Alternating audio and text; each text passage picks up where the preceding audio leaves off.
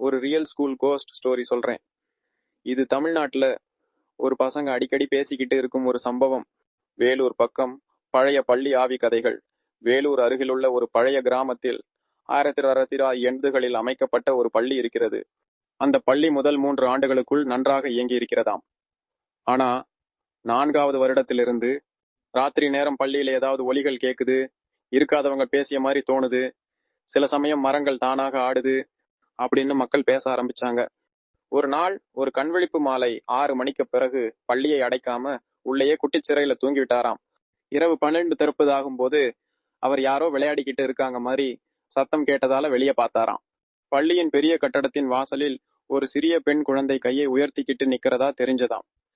அவன் பயந்தாலும் கொஞ்சம் நெருங்கி பார்த்துடலாம் என்று சென்றாராம். செல்ல செல்ல அந்த குழந்தையின் முகம் நெருங்கிக்கிட்டே வந்துச்சு.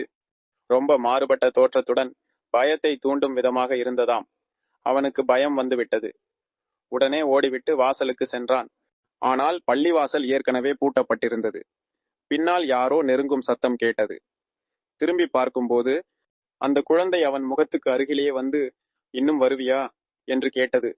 அதை கேட்டவுடன் அவன் பயந்து மயக்கமடைந்தான். இது பயத்தை குறைக்காது, ஆனால் வாசகர்களுக்கு எளிதில் புரியும் மற்றும் சூழலை உணர்த்தும் வகையில் இருக்கும். உங்களுக்கு இன்னும் மென்மையாக மாற்ற வேண்டுமா? அடுத்த நாள் காலையிலேயே பள்ளி மேலாளரும் மற்ற ஊருக்காரங்க கூட அந்த செக்யூரிட்டியை கண்டுபிடிச்சாங்க. அவன் பேசாம சற்று சீரா முடியாத நிலையில இருந்தான். சில நாட்கள் கழிச்சு அவனுக்கு ஜாஸ்தியா ஃபீவர் வர ஆரம்பிச்சு.